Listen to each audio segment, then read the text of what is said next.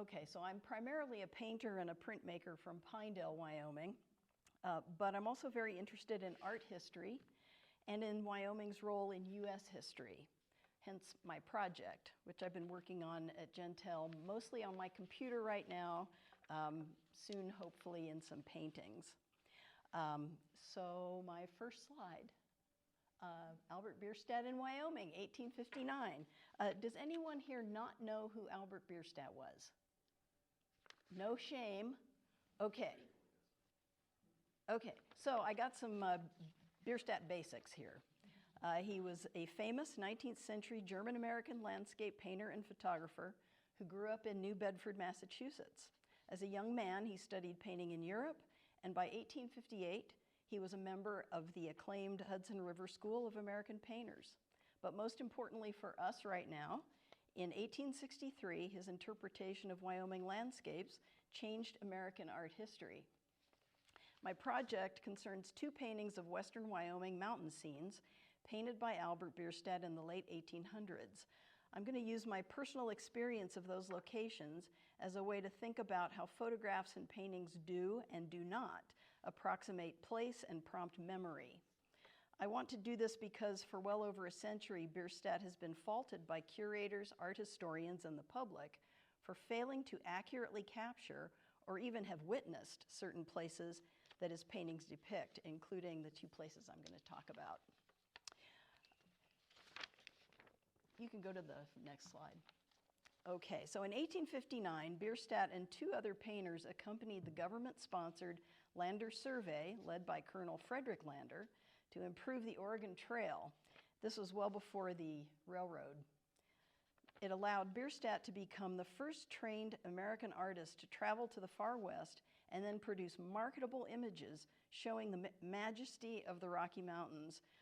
Which brings me to my second point. Few Wyomingites today realize that the paintings he made then, inspired by the Wind River Mountains of western Wyoming, first opened the general public's eyes to the far west and touched off a rush of artists and photographers eager to document the lands from the Rockies to the Pacific and outdo Bierstadt. It started here in Wyoming. Two of Bierstadt's paintings that correspond to actual places in today's Sublette County have been critiqued as inventions because Bierstadt's compositions don't conform to an identified single viewpoint. People have doubted not only his presence at those sites, but also that spectacular places exist in Wyoming outside Jackson Hole. But I have been to those places, and I think Bierstadt has been too. Next slide. In 2015, shortly after I got back from a pack trip to Island Lake, a popular scenic location high in the northern Wind River Range, I visited the Buffalo Bill Center of the West in Cody. There, I encountered Bierstadt's painting of Island Lake for the first time. It pulled me back to that place. I felt that I had camped near that very spot. I would learn later that I was right. It was exciting to realize that a painter famous in American art history, whom I'd studied in college, had made that same trek and been inspired. As you look at Bierstadt's painting, pay special attention to the far distant mountain ranges that are very faint in this slide, and in the foreground, the rushing waterfall. I spoke with a curator at the Center of the West who told me there was no correlation between the painting and an actual place. They had sent people up there to check. I was skeptical. So 2 years later, I went back to Island Lake to take photos and make some of my own very small sketches in my tiny travel sketchbook right there. So slide 4, please. So these are my very limited views. I couldn't capture the whole lake because it was too huge, and from the spot I was sitting at, where I wanted to catch the waterfall, I was limited in visibility by boulders, cliffs, ridges, and trees.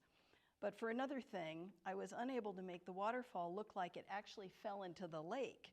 It actually drops about 30 feet nearly straight down. Bierstadt solved this visual problem by adding rocky cliffs in front of it. So back to slide 3, please. So you can see that he created a barrier that doesn't exist in real life, but it lets you know that there's this amazing waterfall. back to, yeah, and then you can go to the next slide. But if you scramble across some ridges to the left or climb higher, you can see a lot more. My digital collage approximates both Bierstadt's painting and my experience of Island Lake. I took many photographs from different vantage points to come up with how the space feels, how I remember the larger space, and how my body remembers the larger space. Several memorable features, like the waterfall, still eluded my and my camera's abilities. For example, in September, when this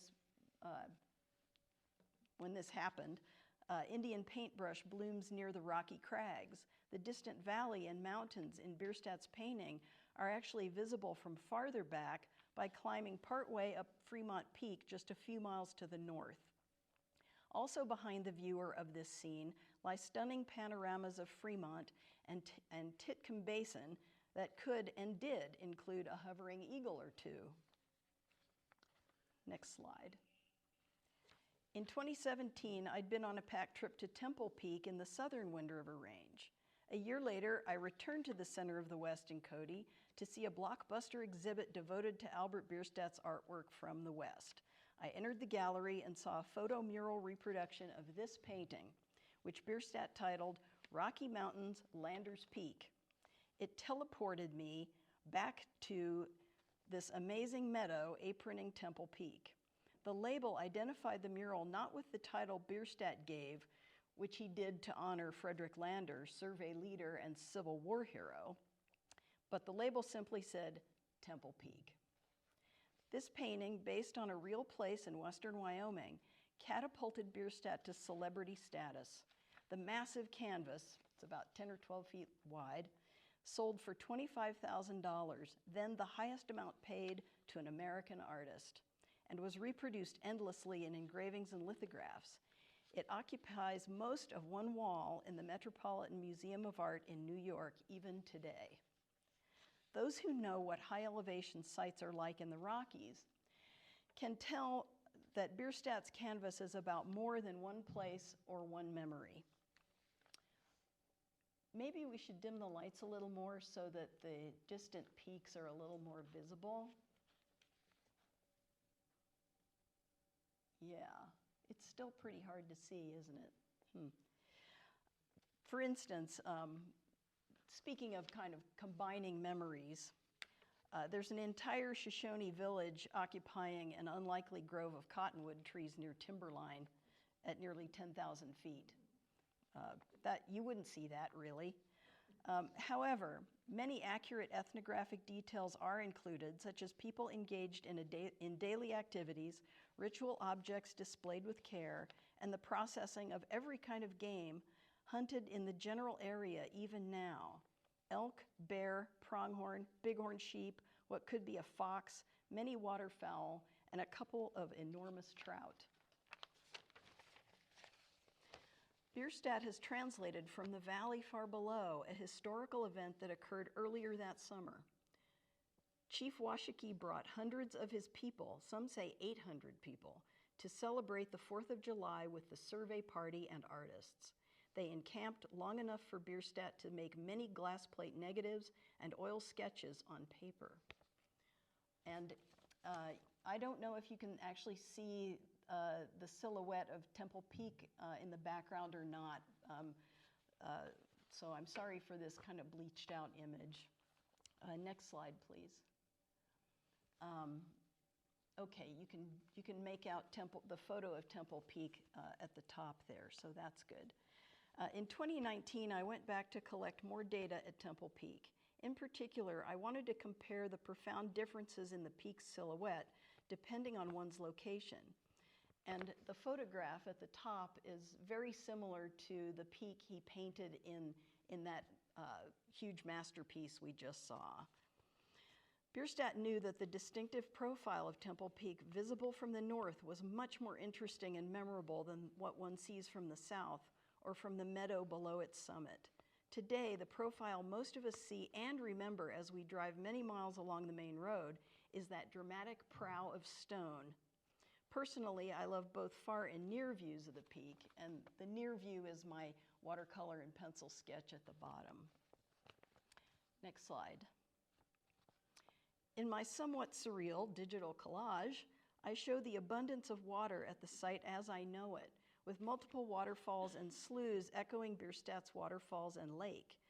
On the distant ridge at left, which is, you can't see them because they're really small, I included a band of elk that I photographed on the opposite ridge. I haven't yet had time to seamlessly add many other details, like my photos of the mossy wildflower gardens, ponds, and streams on the terraces obscured by pine trees. But I've tried to approximate the Eden-like quality of the location that Bierstadt found so captivating and that continues to cast a spell over Americans today. Thank you.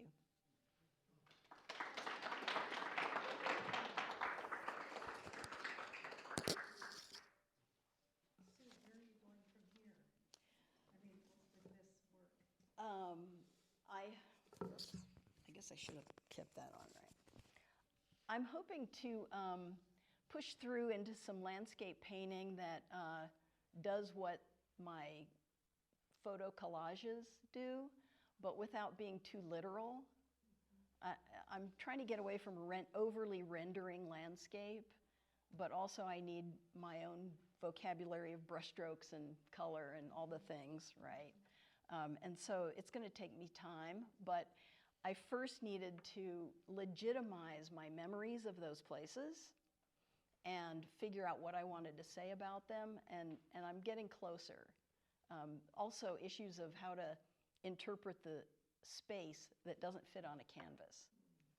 Have you had time to get to the Brinton Museum in your visit here? Oh, I've been to the Brinton several times. I love it. You're aware of that wonderful Thomas Moran of Devil's Tower that's bearing Hudson River? Yes, I just took a look at that a few weeks ago, actually. The river's in the wrong place. The tower is not shaped like that. But everybody who comes through, I'm a docent there sometimes, recognizes it as Devil's Peak. Exactly, that's what I'm talking about. What is it? Devil's Tower. Of course. Yeah, and I looked at that painting and I thought, and they thought Bierstadt exaggerated. Exactly. I thought you would appreciate that. I'm glad you've seen it. And I'm so glad for your comment. Thank you. Yeah. Anything else? Yes, Nancy. Do they have Bierstadts in their permanent collection, or were those traveling paintings? The Buffalo Bill Center of the West has several Bierstadts. I think they've even got his Yellowstone Falls painting. They also have the Island Lake painting, and I'm sure many more. But the show where I saw the mural was a gigantic show that had been brought in from all kinds of places.